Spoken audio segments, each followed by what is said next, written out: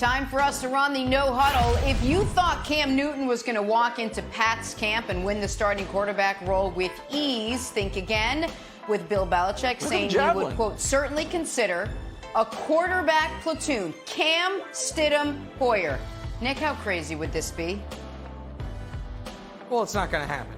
And you know how I know it's not going to happen? Because Belichick said it could happen. If there was any chance he was actually considering it, he would never let us know. And so we know he's not actually considering it because he said he was considering it, and because it would be idiotic. Wild to me, the news from yesterday was that Hoyer is in the mix, which to me means there is a competition for the backup job. Cam is going to be the starter, but because of concerns about Cam's ability to play all 16 games, the Patriots' backup position is one of the most important in all of football. And Hoyer don't need a bunch of reps. He's been in that offense. He's been with those players. He knows the Josh McDaniels and Belichick. The fact that he's there, to me, shows it's not just that Stidham isn't actually competing for the starting job. He's going to have to compete for the backup job, which is, by the way, what you would expect for a player drafted where he was drafted in year 2, Wilds.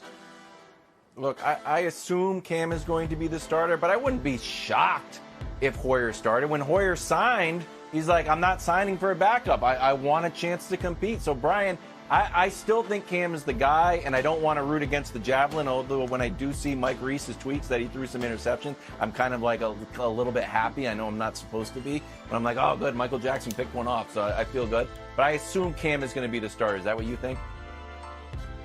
I definitely think Cam is going to be the starter. You don't bring Cam Newton, the former #1 overall pick, Heisman winner, MVP guy, into an organization to have him as a backup. That just doesn't make sense. And to Nick's point, I think this is total gamesmanship. The first game of the season, they play against Brian Flores and the Miami Dolphins. And this has to be Bill Belichick's way to make Brian Flores prepare for a different quarterback situation, different things that the Patriots can do, because it makes absolutely no sense for your quarterbacks to play in the platoon type of situation where you have one guy coming in, one guy going out.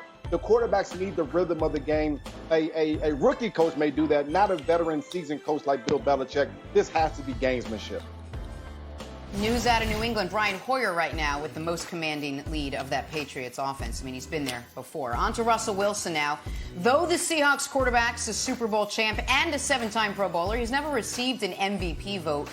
Quarterback, unfazed by that. Russell Wilson saying, quote, I wake up to win it all. So, Nick, is Russell Wilson Mr. Unlimited, or is he somehow Mr. Underrated? He is absolutely the most underrated player in the NFL, but he also should never have gotten an MVP vote. Both can be true. Russell Wilson's second best quarterback in football. Most people don't acknowledge that. He was always better than Andrew Luck, his same draft class. He was better each and every year. Folks never wanted to acknowledge that, even though Russell won a Super Bowl by year 2, got back to it in year 3. So he's been underrated. But you look at the years where he could have been in the MVP conversation, and keep in mind, NFL MVP voting, you don't give a top 5. You list one name. Yeah. It's 50 people. They send in one name each. 2015, Russ was excellent. He had a 110 quarterback rating. Cam was 15-1 and ran away with it. 2 years ago, Russ was spectacular, led the NFL he had his career high in touchdown passes, but Mahomes and Breeze were far better. And last year, Russ was great, but Lamar was clearly better. So, Brian, he is underrated, but he also has never been snubbed in the MVP conversation.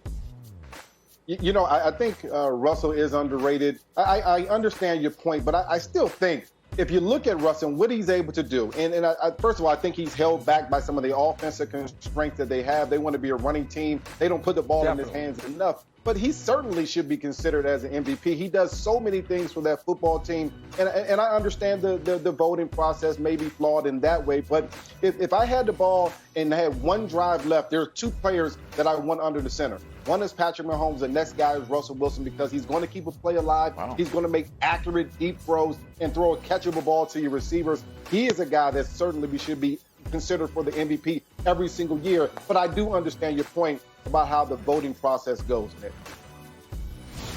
All right, let's move on to the Dallas segment for Tom Cowboys Brady. now. Their new head coach, Mike McCarthy, high on Dallas's receiving corps, saying they got 3 potential number 1 wideouts in Amari Cooper, Michael Gallup, and rookie CeeDee Lamb.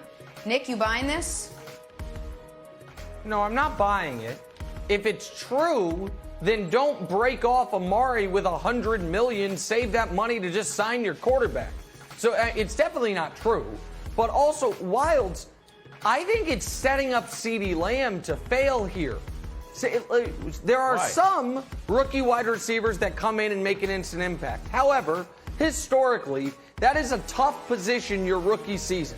It's a tough position to be a top 25 wide receiver as a rookie, much less a true number 1.